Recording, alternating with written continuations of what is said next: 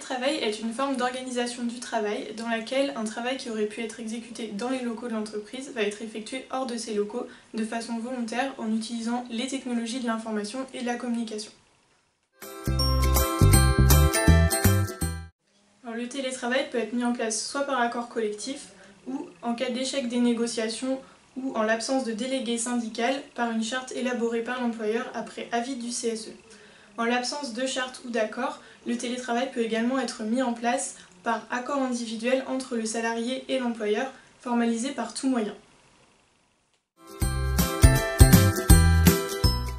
L'accord ou la charte doit préciser les conditions d'éligibilité au télétravail, les conditions de passage en télétravail et de retour à une exécution normale du contrat sans télétravail, les modalités d'acceptation par le salarié des conditions de mise en œuvre du télétravail.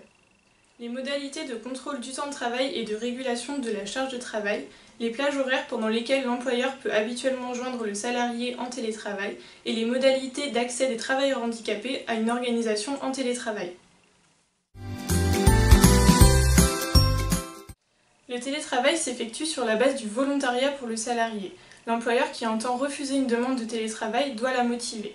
Toutefois, en cas de circonstances exceptionnelles ou en cas de force majeure, le télétravail peut être reconnu comme un aménagement de poste rendu nécessaire pour permettre la continuité de l'activité de l'entreprise et garantir la protection des salariés. Les télétravailleurs bénéficient des mêmes droits et avantages légaux et conventionnels que ceux applicables aux salariés travaillant dans les locaux de l'entreprise. L'employeur est tenu à l'égard du salarié en télétravail de l'informer de toute restriction à l'usage d'équipements ou outils informatiques ou de services de communication et des sanctions en cas de non-respect de ces restrictions. Il doit également lui donner priorité pour occuper ou reprendre un poste similaire sans télétravail et porter à sa connaissance la disponibilité de tout poste de cette nature.